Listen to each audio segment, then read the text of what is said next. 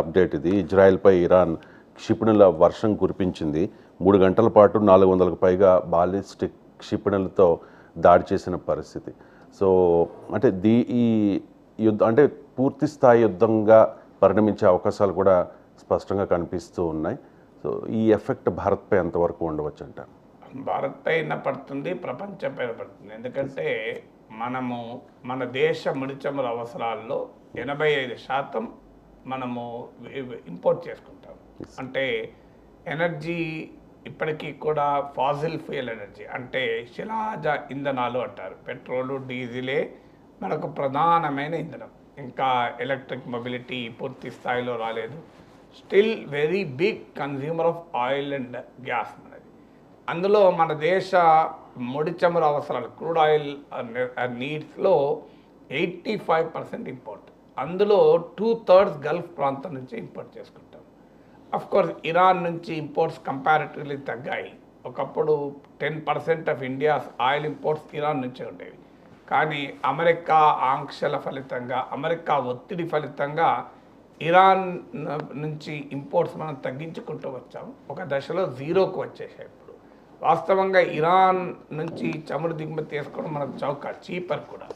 Iran ఆంక్షల్లో ఉండడం వల్ల మనకు చౌకగా కూడా అమ్మేది. ఎలాగైతే రష్యన్ ఆయిల్ మనకు ఉక్రెయిన్ వార్ తర్వాత చీప్గా దొరికిందో, ఇరానియన్ ఆయిల్ కూడా చీప్గా దొరికింది.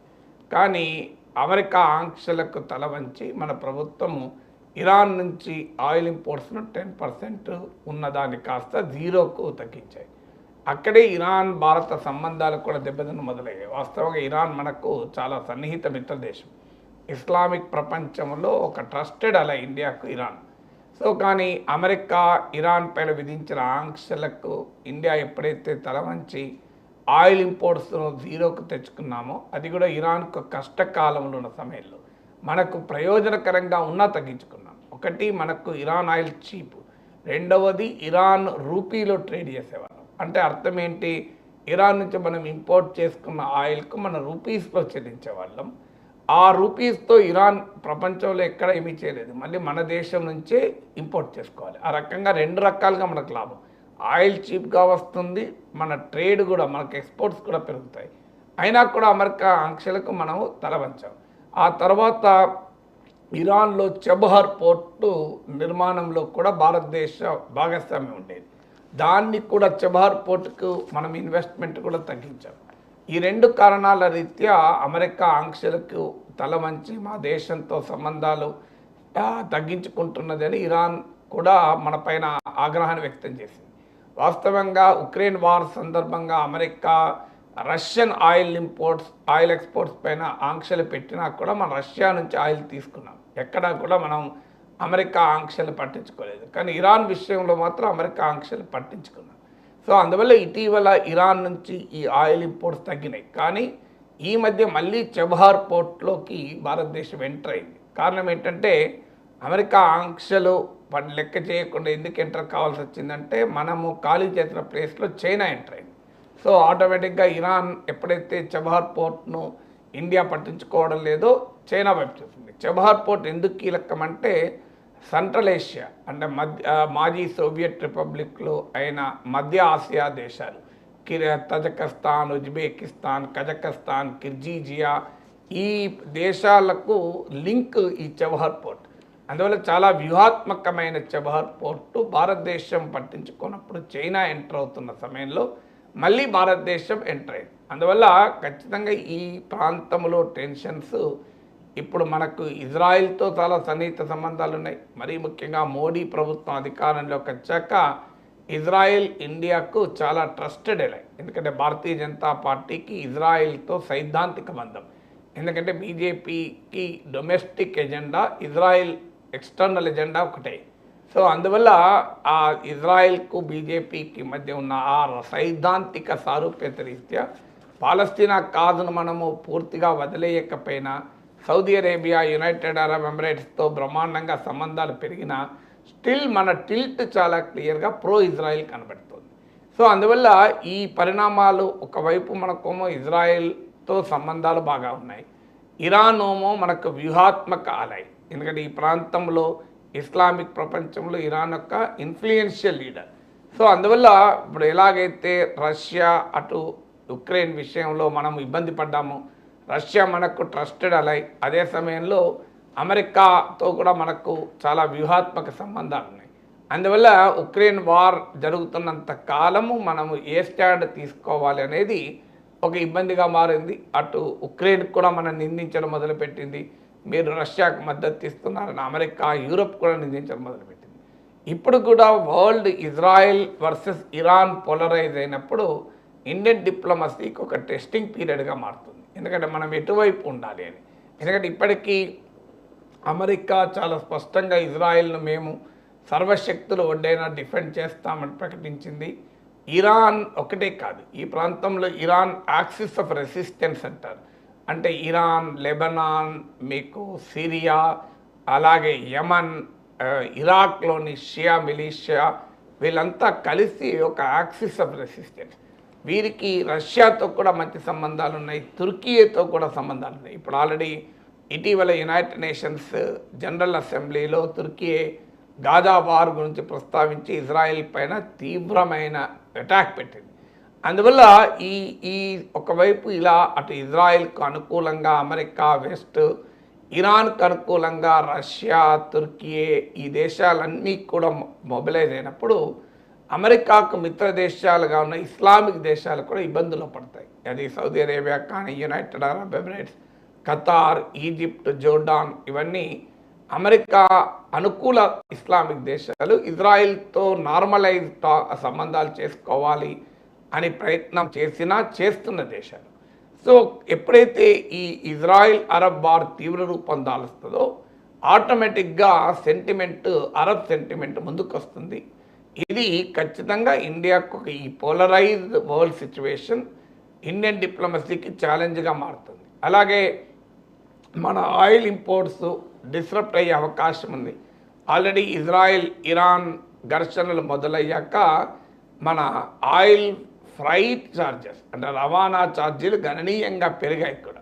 ఎందుకంటే ఆల్రెడీ యమన్లోని హూతీ తిరుగుబాటుదారులు రెడ్ సీలో ప్రయాణం చేస్తున్న పడవలను టార్గెట్ చేస్తూ హమాస్కు మద్దతుగా అటాక్ చేస్తూ వచ్చాయి. దానివల్ల రెడ్ సీలో ట్రేడ్ దెబ్బతిన్నది.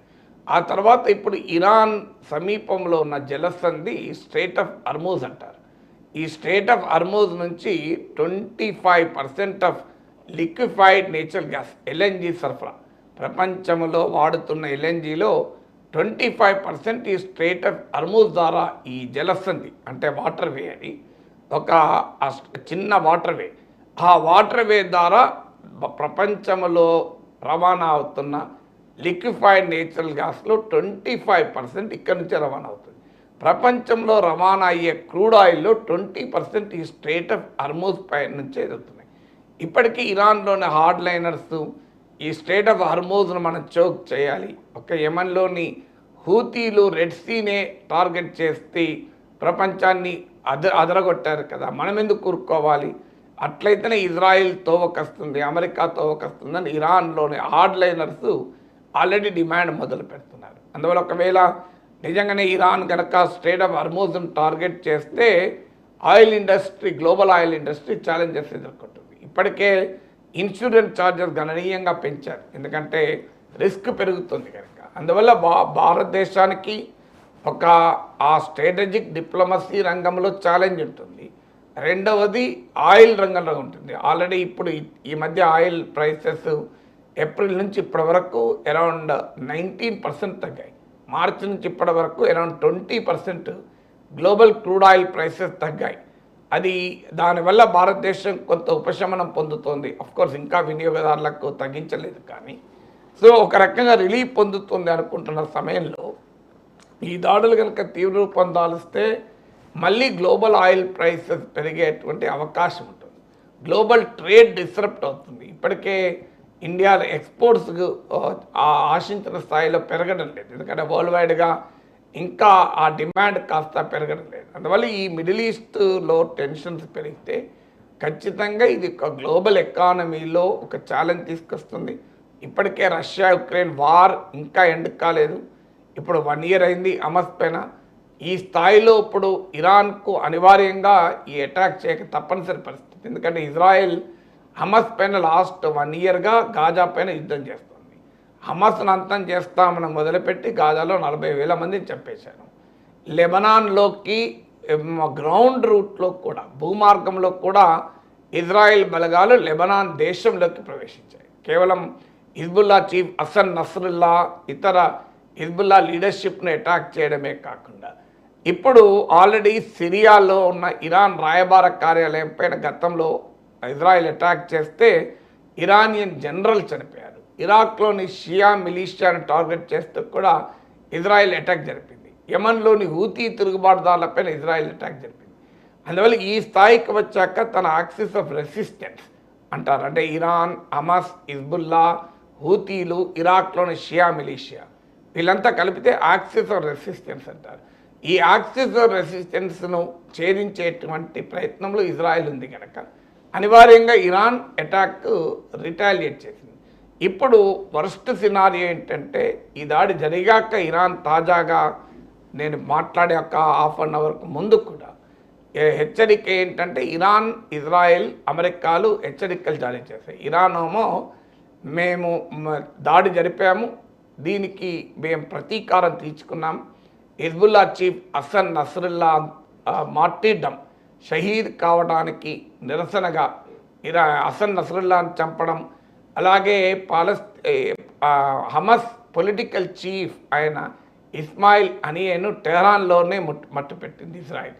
So Ismail Haniyeh, Hassan Nasrallah, ఇతర హిజ్బుల్లా నేతల్ని ఇజ్రాయెల్ అంతం చేసినందుకు గాను మేము ఈ అటాక్ చేశాం.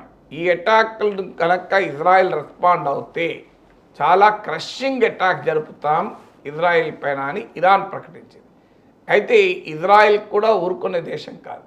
ఇజ్రాయెల్ చాలా ప్రొవొకేటివ్గా గత 1 ఇయర్గా ఏ చిన్న ప్రొవొకేషన్ కూడా ఇమీడియట్గా అటాక్ చేస్తుంది. అందులో ఇటు ఇరాన్లో హార్డ్ లైనర్స్ ఇరాన్ నాయకత్వం పైన ఒత్తిడి చేస్తున్నారు. వాస్తవంగా ఇరాన్లో ఇప్పుడు తాజాగా ఎలక్ట్ అయిన ప్రెసిడెంట్ కంపారిటివ్లీ మోడరేట్, అమెరికాతో న్యూక్లియర్ అగ్రిమెంట్ కూడా రీనెగోషియేట్ చేసుకుంటామన్నారు. ఇది 2015లో బరాక్ ఒబామా ప్రభుత్వం ఇరాన్తో కుదుర్చుకున్న న్యూక్లియర్ ఒప్పందాన్ని 2018లో ట్రంప్ వచ్చాక రద్దు చేసుకున్నాడు. సో ఆ న్యూక్లియర్ అగ్రిమెంట్ కూడా రివైవ్ చేస్తానికి మేము సిద్ధమని ఇరాన్ ప్రకటించింది కూడా. కానీ ఎప్పుడైతే ఇజ్రాయెల్ కంటిన్యూస్గా హిజ్బుల్లా లీడర్షిప్ని ఎలిమినేట్ చేయడము, హమస్ లీడర్షిప్ని ఎలిమినేట్ చేయడము, చివరకు లెబనాన్ భూభాగంలోకి కూడా ప్రవేశించే వరకు ఇరాన్ లీడర్షిప్పై కూడా తీవ్రమైన ప్రెషర్ పెరిగింది. ఇప్పుడు ఆర్లైనర్స్ అయితే ఏకంగా మనం అణుబాంబు తయారు చేయాలనే స్థాయి కూడా వచ్చారు. స్ట్రేట్ ఆఫ్ హర్మూజ్ బ్లాక్ చేయాలి అనే డిమాండ్ కూడా మొదలు పెడుతున్నారు. అటు ఇజ్రాయిల్లో కూడా బెంజమిన్ నెతన్యాహు ప్రభుత్వానికి ఫార్ రైట్ అంటే అతివాదులు మద్దతుతో ఆ ప్రభుత్వం నడుస్తుంది. అందువల్ల వారి నుంచి ఒత్తిడి ఉంది, మీరు తీవ్రంగా అటాక్ చేయాలని.